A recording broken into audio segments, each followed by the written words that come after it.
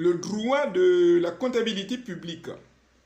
Quels sont ces enjeux pour les agents qui travaillent dans l'administration publique, mais également pour tous les citoyens, et comment la France a fini par me donner raison et me rejoindre 22 ans après. On va parler de la responsabilité personnelle et pécuniaire des comptables publics. La responsabilité est étudiée en droit civil, fondée sur l'article 1240 du Code civil, qui dit que tout fait quelconque qui cause à autrui un dommage oblige celui par lequel il est arrivé à le réparer, s'applique en droit de la comptabilité publique dans le cadre de la séparation entre les ordonnateurs et des comptables publics. Pour les juristes ou les étudiantes et étudiants qui ne sont pas spécialisés en droit des finances publiques et droit de la comptabilité publique, il convient de rappeler que l'exécution de la chaîne de la dépense publique comprend deux phases. La phase administrative qui comprend l'engagement, la liquidation et l'ordonnancement d'un côté, et d'autre part, la phase comptable qui intéresse le comptable public.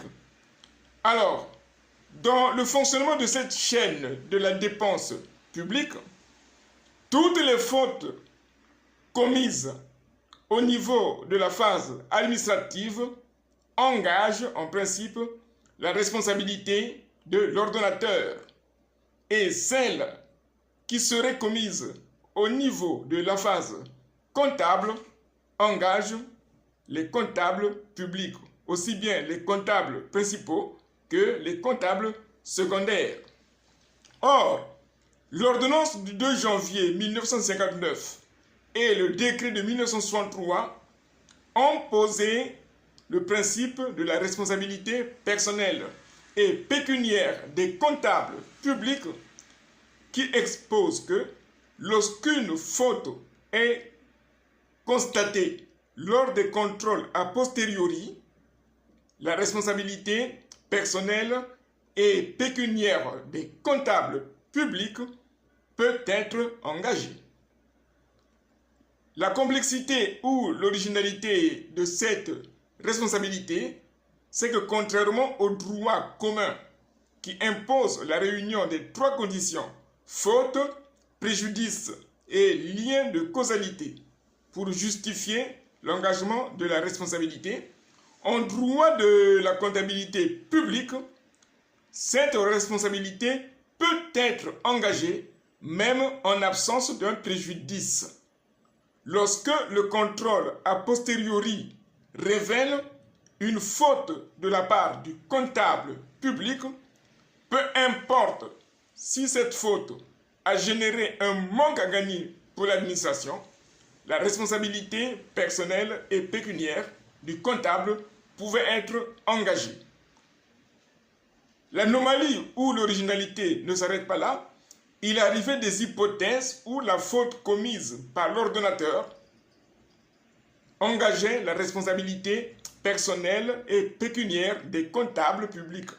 C'est le cas, par exemple, lorsque une dépense administrative initiée par l'ordonnateur qui devrait nécessiter une passation des marchés publics et que l'ordonnateur a fait usage du gré à gré, et que si le contrôle a posteriori détecte une telle anomalie, le comptable public qui a fini par payer cette dépense peut voir sa responsabilité personnelle et pécuniaire engagée. C'est la raison pour laquelle le fonctionnement de ce régime mettait en déséquilibre la séparation entre les ordonnateurs et les comptables publics.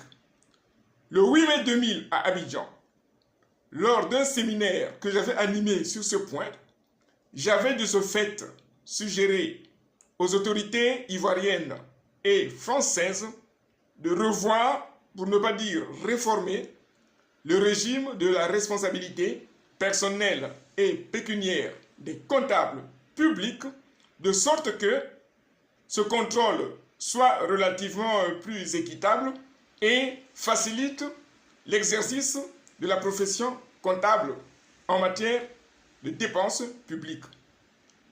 Depuis le 8 mai 2000, malheureusement, c'est 22 ans après que la France a fini par me donner raison et me rejoindre en procédant en 2022 à la suppression des différents régimes de responsabilité personnelle et pécuniaire des comptables publics.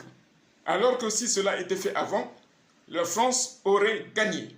Mais des questions continuent à se poser sur le nouveau régime de responsabilité personnelle et pécuniaire des comptables publics sur certains points qui ont été mis en évidence et que moi, je considère ne pas être favorable à la performance des finances publiques. Ce sont des points à améliorer et que je vais exposer progressivement dans d'autres vidéos.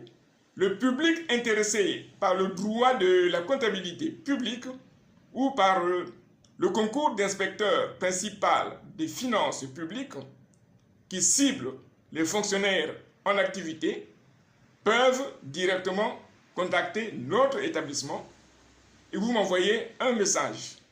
Les agents de l'État qui sont en Afrique et qui souhaiteraient également recevoir des formations personnalisées en droit des finances publiques, en contrôle fiscal, en droit de la comptabilité publique, peuvent également formuler des demandes d'inscription pour des formations adaptées à leur cause.